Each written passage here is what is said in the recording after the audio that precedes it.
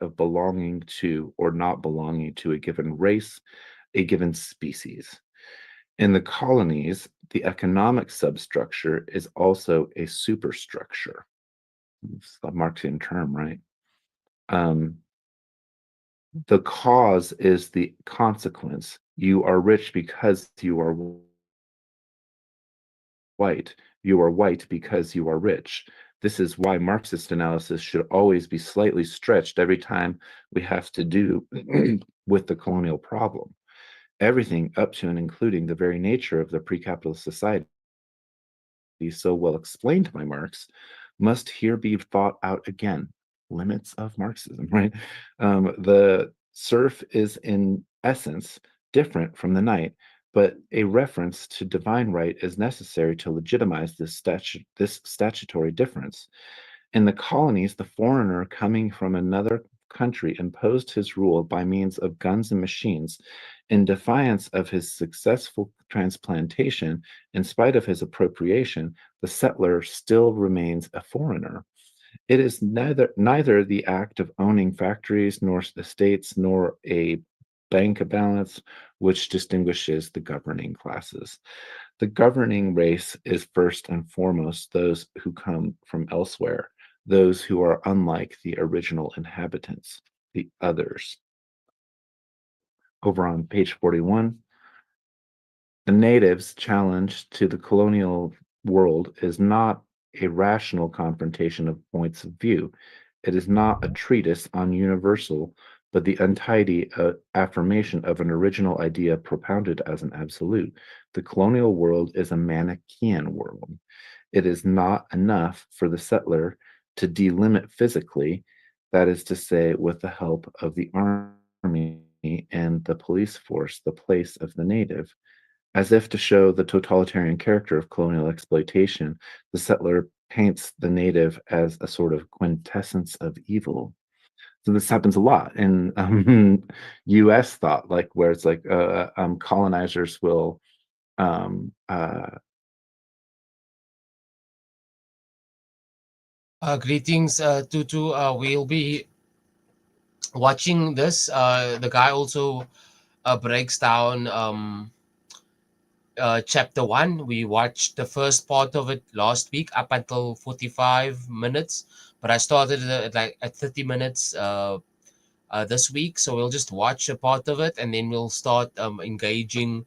He does some reading of certain parts of the chapter. I don't know if comrades have their own notes or whatever. So we just going to try and like not try. We are going to unpack. Unfortunately, Masitole can't be with us this week. He will be with us next week. I also forgot to remind him. So earlier when I asked him, he said he's actually on his way to see his baby, his son, I think. So I apologize for that, but they will definitely he will definitely join us to guide us through some thinking and ideas next week. For now, we're still on our own. But yeah, we are also very capable, I think, as comrades. So I'll be playing this up until let's say half past, and then we can do some reflections on some of the passages within the pages that we read towards finishing the book by the 20th of July. And thank you all. There is also a streaming. It is streaming via the YouTube page. And yeah, I'm gonna check in with the group now and ask more comrades to join us. Last week we were about 5, 6. I trust that more leaders and thinkers will be joining us towards past 5. We doesn't have to end at 6 o'clock. We can even end at 10, 20, 5:30 if need be. Thank you, everyone. Let's continue with this, and we'll try to get more comrades into the space. Thank you, everyone, for showing up. God bless.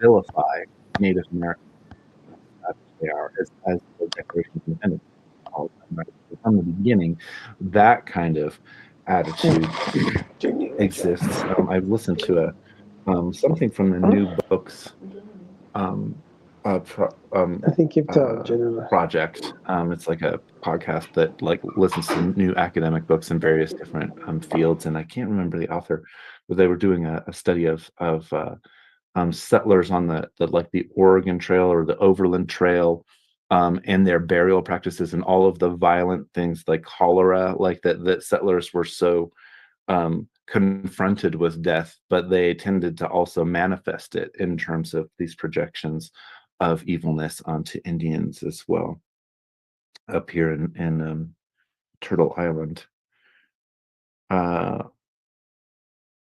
He says Native society is simply described as a society lacking in values. It is not enough for the colonists to affirm that those values have disappeared from, or still better, never existed in the colonial world. The native is declared insensible to ethics. He represents not only the absence of values, but also the negation of values. So we think about Marcuse, who we read before this, and his account of liberalism and John Stuart Mill. That is exactly liberalism. That description there, he's not using the term there, is that the idea of liberalism and its more, quote, humane approach to educating the natives is that they need to be educated for assimilation, right? They need to be educated to become Christians, as the Christian schools, both Catholic and Protestant, um, uh, did in the reservations, and that's a longer history going back to the encomienda system, of course. So well before Spanish colonization is over here in the continents, for a century before the English settlers start coming in to Turtle Island, in so-called New England, right? And then he mentions the Algerian people here, but he quickly jumps to this global context, right? So he says on page 42, all values, in fact, are irrevocably poisoned and diseased as soon as they are allowed to contact with the colonized race. The customs of the colonized people, their traditions, their myths, above all, their myths, are the very sign that the poverty of spirit and of that poverty of spirit and of their constitutional depravity. That's why we must put the the DDT, which destroys parasites, the bearers of disease, on the same level as the Christian religion, which wages war on the embryonic heresies and instincts and on evil as yet unborn. It's just like I mean, he's a beautiful writer, even in translation, but just that kind of ability to compare the indoctrination, and which is tantamount to cultural genocide, of course, the forced assimilation to Christianity, at the same level as like the DDT, which is being the chemical of destruction of instrumental reason that's being brought to places. And he says explicitly of Christianity below, I speak of the Christian religion, and no one need be astonished. The church in the colonies is the white people's church and the foreigners' church. She does not call the native to God's ways, but to the ways of the white man, of the master, of the oppressor. And as we know, in this matter, many are called, but few are chosen. At times, this Manichaeism goes to its logical conclusion and dehumanizes the native, or to speak plainly, it turns him into an animal. So again, this kind of species talk and this kind of mentioning that the perception is somehow that the native or the indigenous person, um, uh, is a different, quote, species. He uses quotations all the time. He knows that he's not talking about biology, but he is talking about the way that history has produced a conception that the colonized person is somehow either subhuman or more animal than human. This is part of what I've called, for the past few talks that I've been giving, and in my book, the Euro-Christian or European fantasy structure, right? That relegates indigenous people to the lives of children, right? So, like, for example, Bartolome de las Casas, right, in his short account of the destruction of the Indies, which my high school students are reading right now. So I just had it right at hand. Um, uh, he will say, um, one God-fearing individual was moved to mount an expedition to seek out those who had escaped the Spanish trial and were still living in the Bahamas, and to save their souls for converting them to Christianity. But by the end of a search lasting 3 whole years, they'd only found only 11 survivors. So he's talking about the genocide of people who, of course, the decline of population first on the island of Hispaniola, and then the native population has been wiped out, and then the colonizers start bringing in slave labor from the surrounding islands, and so it's this kind of wave of genocide. But what he contrasts that with so often is that there's some sort of innocence that all of the native peoples have. The simplest people in the world, unassuming, long-suffering, unassertive, and submissive, they are without malice or guile, and are utterly faithful and obedient to their own native lords and to the Spaniards who in service they now find themselves. Never quarrelsome or belligerent or boisterous, they harbor no grudges and do not seek to settle old scores. Indeed, the notions of revenge, rancor, and hatred are quite foreign to them. So he's, mapping his own kind of fantasy onto native peoples. Although, of course, yes, they didn't know what the weapons were. They had no knowledge of the metal, and this is something that's commented on in Columbus's voyages. That how easy he could, with 50 men, he could subdue the entire island and put these people into slavery. So I read Bartolome de las Casas to see that this is centuries long in formation. That on the one hand, there's this kind of view of the individual person as being innocent, peaceful, not knowing even how to fight, being naturally submissive, so he would make a good slave, basically. And then the flip side of that is like the image of the savage Indian, right? Who in their savageness justifies the the the so-called just war theory, right? Um, justifies the colonial violence itself. So it's like it's a praising and blaming the victim, and it's not in neither case is it an actual picture of the victim. It is only done, even as well intentioned as I think Bartolome de las Casas is as a Dominican priest, right? He still believes that like the real thing that needs to happen is the natives need to be converted to Christianity, which again, instead of being treated as harshly as Columbus has been treating them in the colonies, as the governor at that point in time of Columbus's life. Um,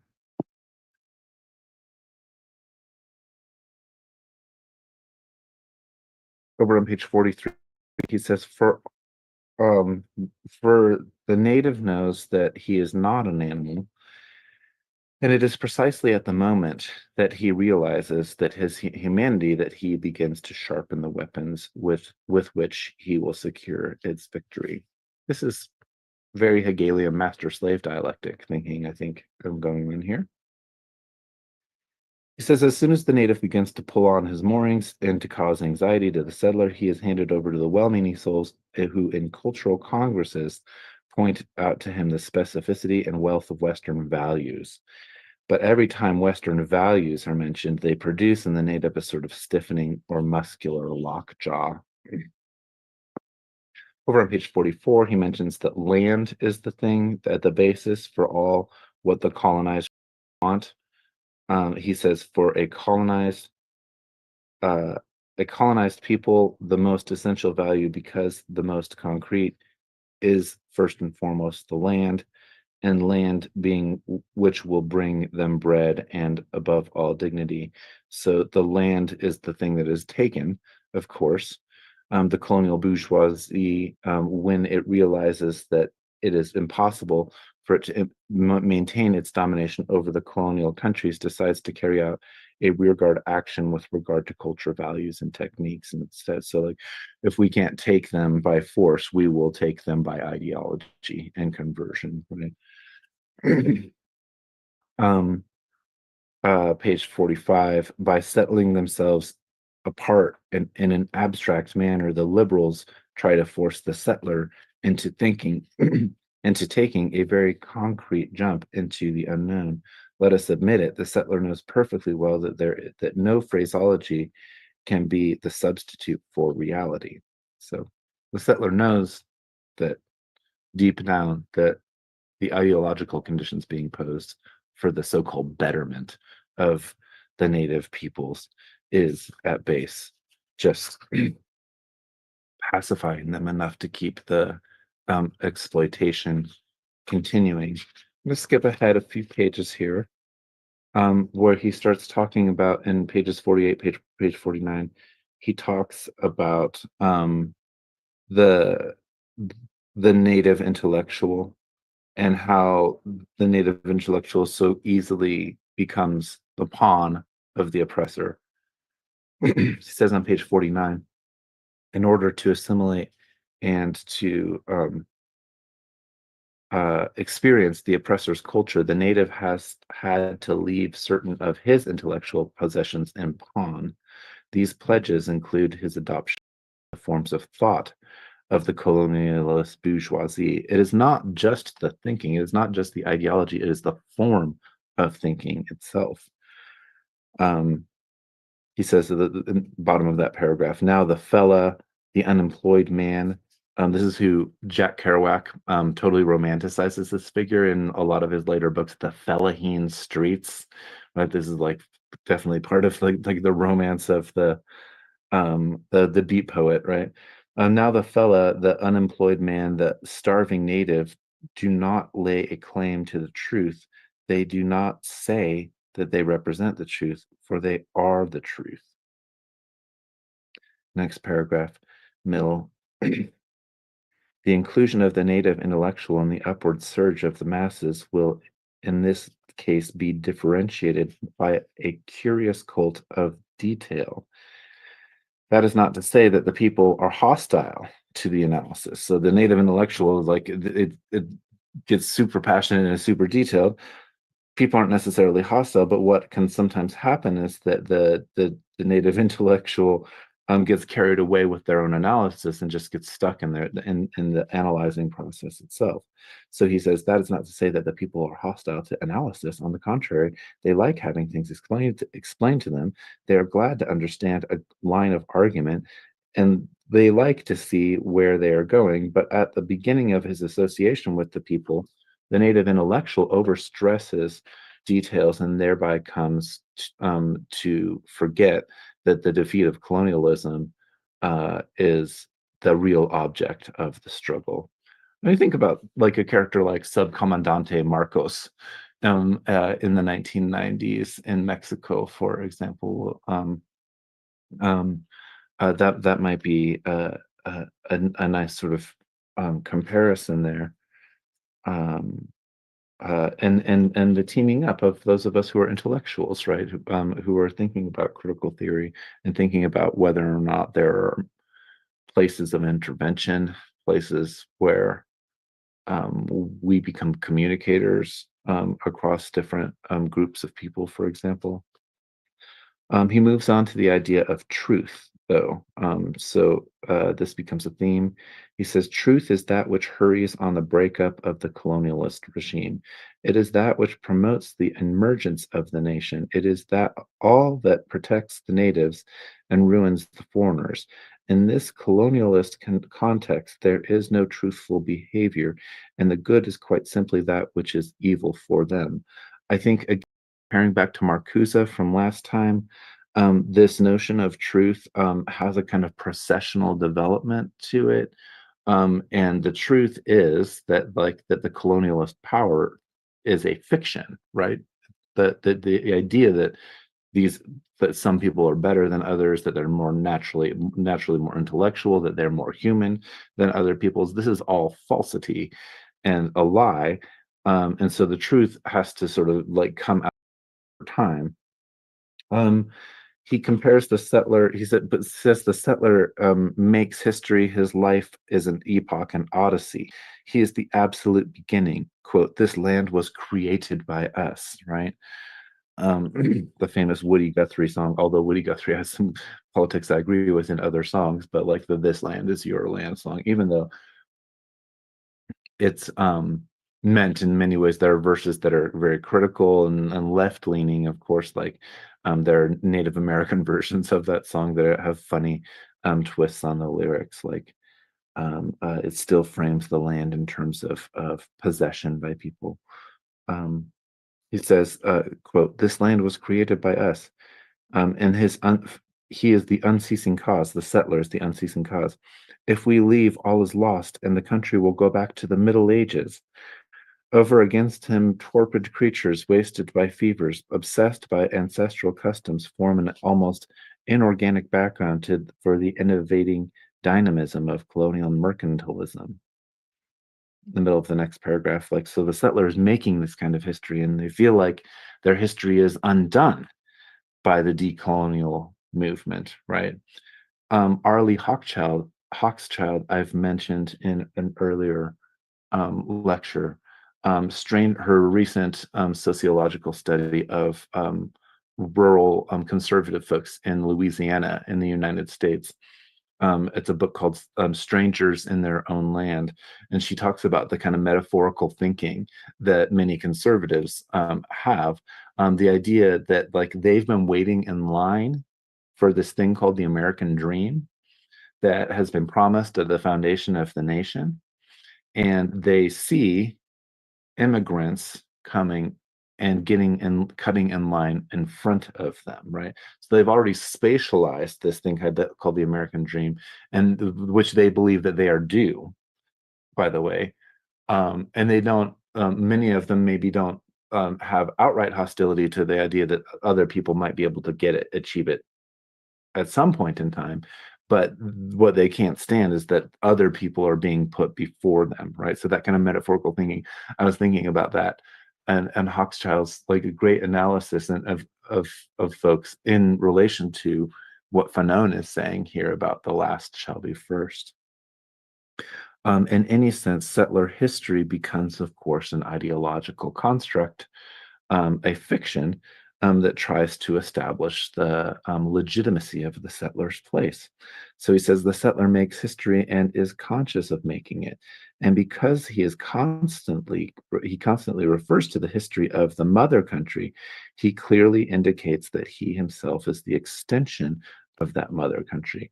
Thus, the history which he writes is not the history of the country which he plunders, but the history of his own nation in regard to all that skims off, all that violates and starves. And so much of the way that American history is taught is that as an extension of England, New England, and the Puritans coming over. And like that's mainly what my students come to university and even my high schoolers have. Is that kind of conception of history with like little to no attention of indigenous peoples and their struggles in this country. That is just an act of rhetorical erasure by the colonialist school system, even in its most liberal forms.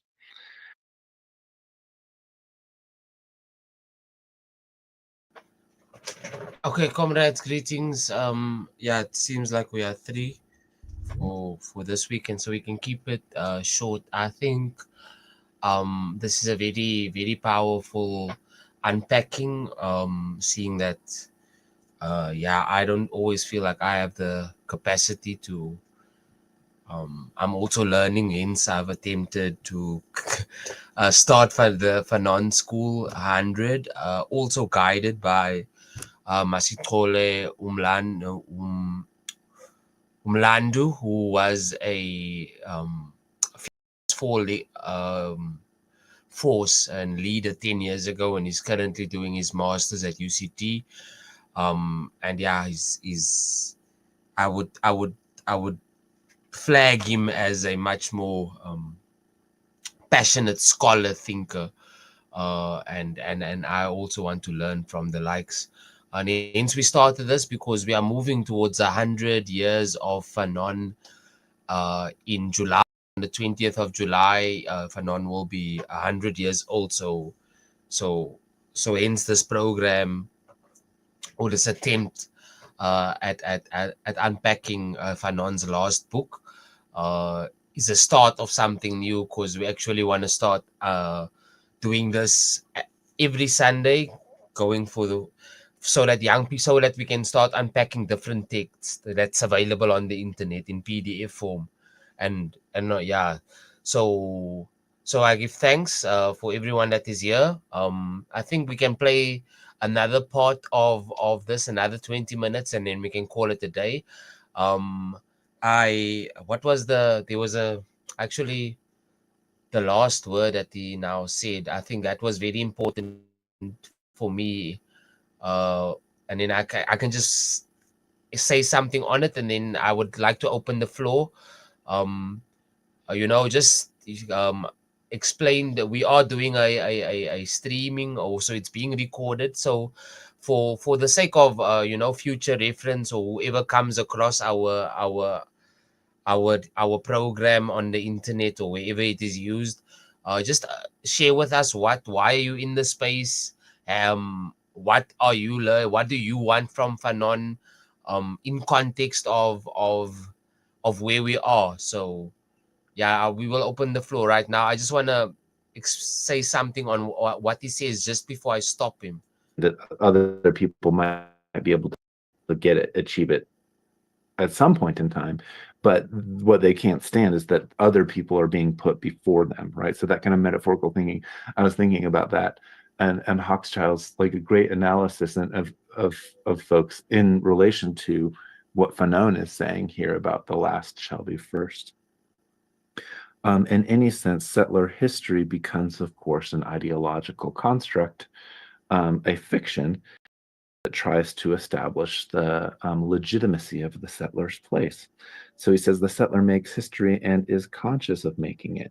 And because he constantly refers to the history of the mother country, he clearly indicates that he himself is the extension of that mother country.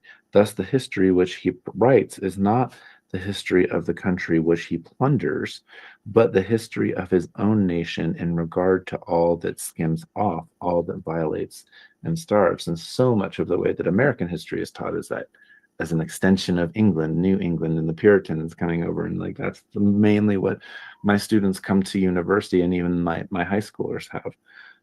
Is that kind of conception of history with like little to no attention of indigenous peoples and their struggles in this country. That is just an act of rhetorical erasure by the. So yeah, I think, yeah, like for me personally,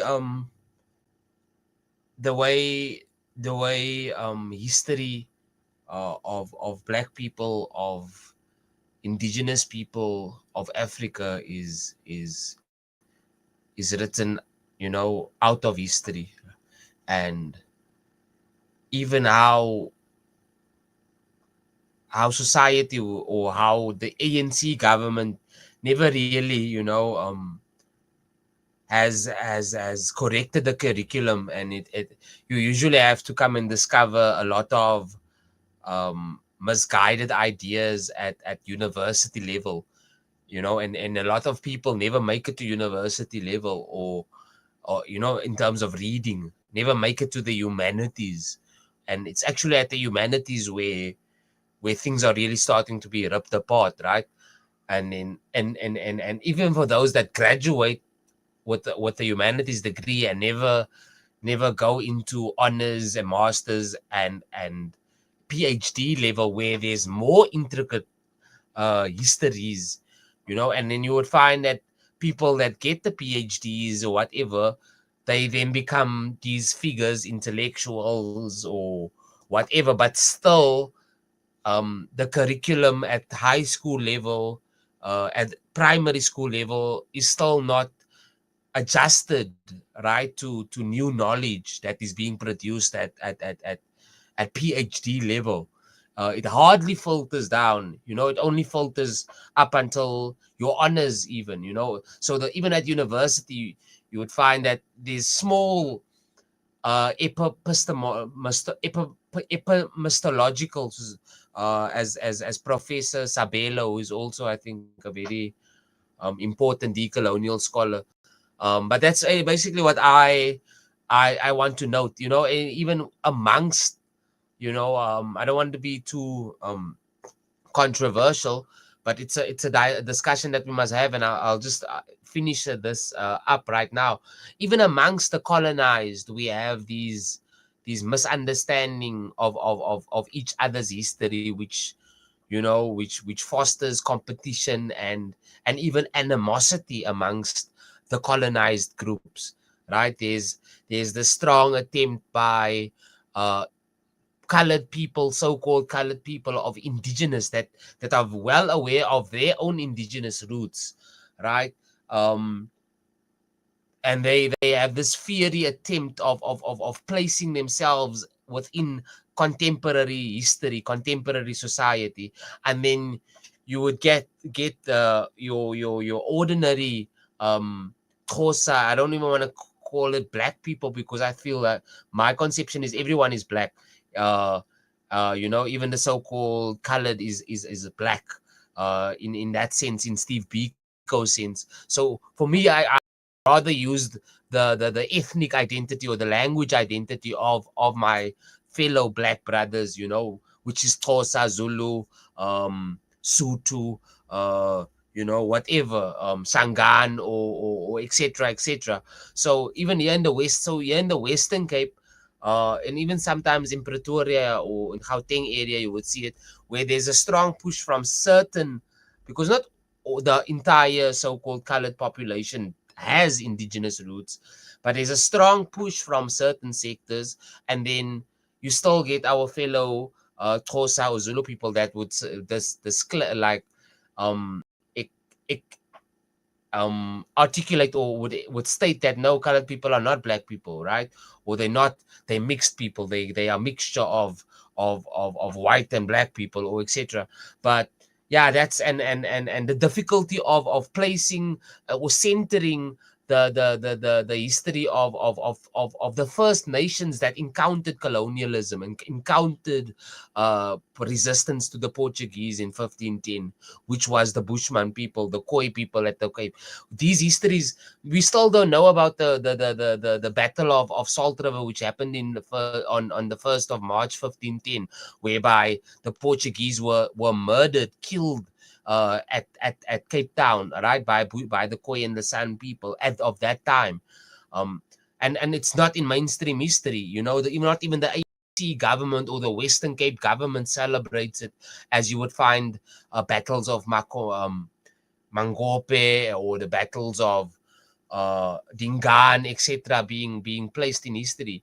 Anyway, so I guess there's a layered reading, and I thank you all for allowing me to express this, and in context of Fanon, the Wretched of the Earth, as this leader just now unpacked that part of the book, where he says, yeah, how the colonial history is a and that's is a construct, and I guess that's where decolonization comes in, because comrades, we're not just fighting against statues or fighting to get our mothers and fathers insourced. I think there was an epistemic, and there is still an epistemic decolonization that must happen, and this is why we do these programs. So comrades, thank you all, for pulling through, and I would like to open the floor if there is an input as to why you here, what do you want to take out of it, because you made time, right? So I respect that for each and every one. You said this Sunday o'clock, I am going to invest my time into my own development, my own thinking. So I am going to join Fanon100 school, and hence we don't want to waste your time. We also want to hear, I think we are a collective. No one is is overshadowing or any of such. We must even get other people to chair the meeting in due time, or chair the workshop, as we will complete this entire book, and we will continue in the coming years unpacking different books that's available, as I mentioned before. So Azania, Tutu, Kruskoi, if you guys can just share 2-3 minutes, even 5 minutes, then we will play another. We will play up and we will not play another 25 minutes of this um of the YouTube video, and then we can retire for the day, right? Yeah, so we can just have some content on the archive if ever people come across it. So the floor is open. Thank you. Hi, comrades. Can you hear me? Can comrades hear me? Yes, I can hear you. Okay. Just a moment, because I don't think anyone can. I think it's this headpods. Let me remove this. Sorry. Lovely stuff. Hi, everyone. Azania here. I don't know, but rather I have a question, Raz, right? That is, are we going to, because I thought firstly by you giving us or prescribing where to read, it was a way of trying to sway the conversation, right? That is us conversing amongst ourselves insofar as the chapter on violence and how we understood it, right? Or how perhaps we would unpack it as a collective. Because I also think if we're going to not unpack these because of the absentia of other comrades, this is going to lead to us having to continuously come back to the same chapter every other Sunday, which would delay us in actual fact in reaching our goal of being done with the Wretched of the Earth in July. But in hindsight, I two things I wanted to perhaps get into. It was one, my reasons for coming into the space, which of course, beyond a better reading of Fanon, I don't think there's anything else that I want. Because I also think the reason that I want to have a better reading is because I've been reading Fanon for quite some time. And in actual fact, I think there is a serious misreading of Fanon also between or within critical spaces of thinking, which in most instances definitely do what Fanon also warns us of, they are negation of negation. But for me, I think there are three things or very numerous things that I picked up, and especially with Fanon's conception of decolonization, right? Um, oh, comrade, can you please switch off the mic? I don't know who's this. It's not looking nice.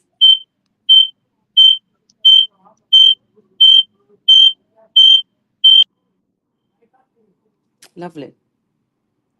So I just wanted to before, in actual fact, Ras Haynes, before I grapple with this. So can my question be entertained of, are we going to get into the chapter of violence together as a collective, or today it is just going be us meeting and greeting, and of course these statements on why we are joining the space. Leadership.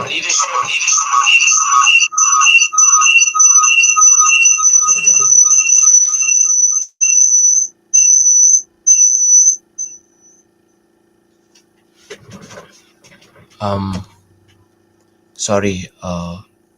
So this is basically the third session, and we have covered up until page, so we've done 30 pages, right? So right now we are 60 pages into chapter 1, and the idea was that we do not come into the session to read, right?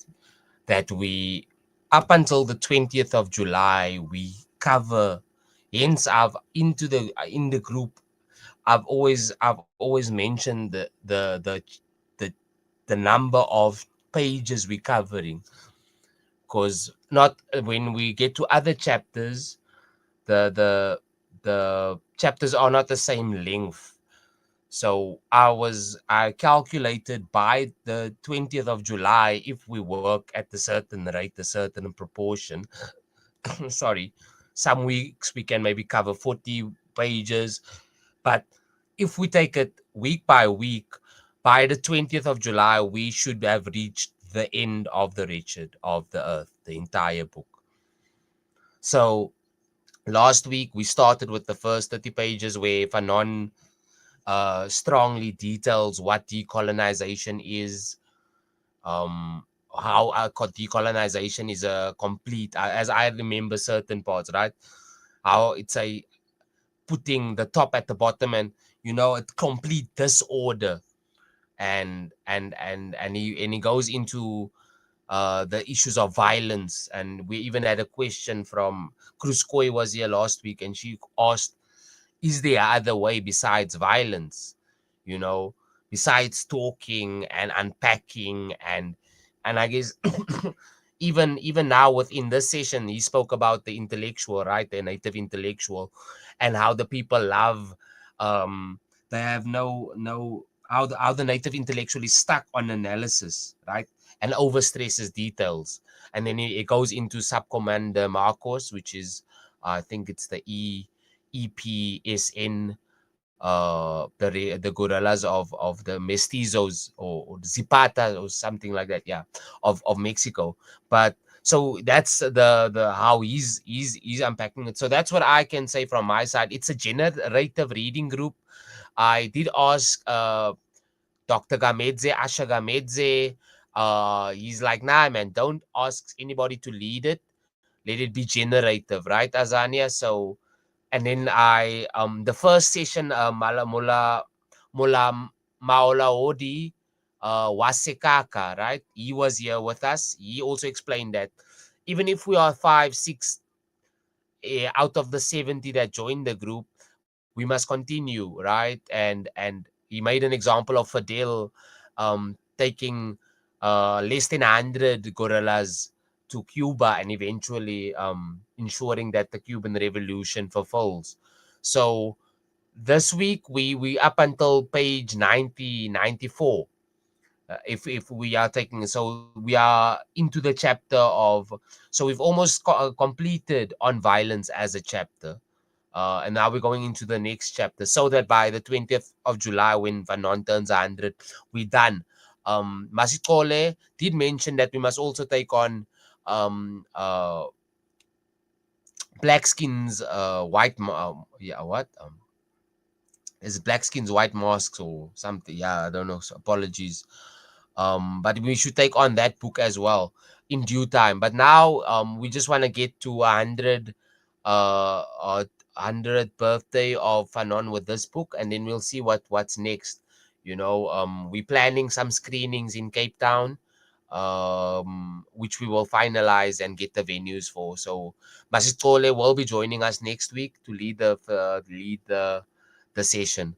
And then we can take it from there, my leadership. As I said, I'll ask in the group. Comrades are very stubborn to pull through, but if someone else can also lead the group, right? Be the chairperson for the session, so be it, or the chairwoman for the session, so be it. But this is the third session, and we're getting there. And once we build a solid community of readers and intellectuals, then we can start taking on um other books on the same platform, right? So thank you, comrades. I hope I was clear, leader Azania.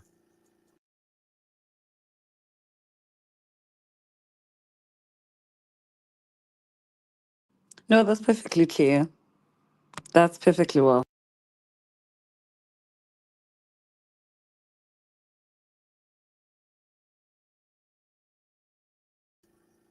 Tutu, if the floor is yours. Azania, and I just want to ask you, like, Do you think we are going the proper route? Uh, are we? Yeah. Do you think we taking on the chapters and taking on the book in this manner will ensure that we are reaching the right bridge to cross? And then yeah, Tutu, you can yeah, give your input, and then we can, if no one else, if Kurusko is not going to say anything, we can play another 20 minutes of the of YouTube film, and then we can retire for the day. Thank you. Okay, Raz, can I suggest something, right? Because I think for us to, as a collective, right? And I say this because I know that reading as well is one of the most difficulties of things that one cannot be able to do just with themselves. Because to grapple and deal with Fanon in isolation, to some people might really be seen as a difficult and a mammoth of a task. But what I was going to suggest was Haynes. And I think in order also for us to move, in a synced way, I I fully agree that perhaps let's not have someone who's going to speak over us. But I think we need to then, when you are prescribing certain chapters that we read, I think it's we need to come back as a collective to perhaps unpack those sections together. I like the approach you're taking with the video, and how the man is going over into speaking on decolonization, and also just to speak on the colonized subject, right? And also how he was moving with the colonized, or the bourgeoisie intellectual in the context of the colonized. But I want us, so that we can be able, because also another thing that I want us to not to shy away from is that with us just reading or just coming to videos, it also negates us from engaging Fanon from different angles that he's coming from, right? Because also his work is also a work that is informed by Hegel's thought, right? Especially on the master-slave dialectic, and how it tells the story of the two independent self-consciousness, which is what he tries to do with the slave, the colonist and the colonized, right, which is the settler and the native, right? So he's trying to show this self-consciousness. But I also think for us then to be able to even understand those, I think it should be made a responsibility and a duty of everyone who's in the group, that we all come to this platform having engaged, with those chapters that we're prescribing, and perhaps try to unpack them as a collective. What is your understanding? Like, for instance, Azania this week, what is your understanding on this? How do you understand this? And also be able that we would adapt this into our contemporary positionality as black bodies, and perhaps would be able to even come with questions that would answer to some of the questions we have. For instance, you make a beautiful point at the beginning of this conversation, where you make reference of how our history on its own is still very much a history that is written from a white supremacist patriarchal heteronormative lens, which negates the positionality and black people within it, in a way, within this framework that we find ourselves in. It is still very much a framework that is colonial, and which has removed us from history as people without agency. I mean, you make reference to how the Portuguese were conquered by the Khoisan in the Western Cape region, right? But also we should then, in my thinking, I would assume then, how do we then take that, right, and link it to Fanon? And how would Fanon diagnose that situation contemporarily? I don't know that sense, but I think for me, we must engage. Everyone No, must you are come. clearly there. Lovely. I think for me, we must make it a point that because I think all of us in our silly little corners, we are reading these texts. But what is important is we come to the space so that we have a better reading of these texts, right? Because to also just listen to the videos without also fully grasping and with the ideas, it also removes I think your beautiful idea of what you're trying to do with the space. Because I think if we're going to engage Fanon within the framework or within the centenary, the 100 years, we should then be able to grow, to go deep and dive into his work and reflect in the 100 years of his existence and the post-decolonial, colonial era, where do we put Fanon's thinking, and how can we move and apply Fanon into our contemporary everyday lived experiences? Because Fanon, on hindsight, is still very much relevant. And I think it goes once again to the point that you are making insofar as fallism is concerned. And I also think, as somebody that yourself was involved in the fallist politics at UWC at the time, we were reading together, Fanon. But it's just a matter of now having a better reading of this. And I think it's important that perhaps we read as a collective, Wanaraz, so that we all have a better understanding of this, so that equally it does not, you see, for now what you're making with Umaskole is being the person that has a better reading. But perhaps if we engage on this together, we could all have a better reading of, I don't know, because I don't think us reading together anyone is going to be on top of us. But when we read together, we give each other space where one is going to unpack the certain part or an aspect of the chapter that we're engaging in, have that synchronological way of having every one of us in sync. And of course, by so doing, we would also be able then to look into other thinkers that Fanon adopts from their work, such as Hegel as well. So I just wanted to tap and assert on that. I think when we're moving for next week, we should be intentional about that. I understand equally that most people are working during the week, but I think we just need to have a way really of being active and being intentional about our reading, and so that every one of us is critical. And perhaps once we do that, we would also have a better reading of Fanon, that when we read Fanon, we need to start with Black Skin, White Mask, which is the ontological reading. And then we move perhaps to the Wretched of the Earth, which is more epistemological in a way. And, so there's that, So, but I think I just want to end it there when I'm after Raz. But I really like how we are moving with this. And thank you for this platform in any case.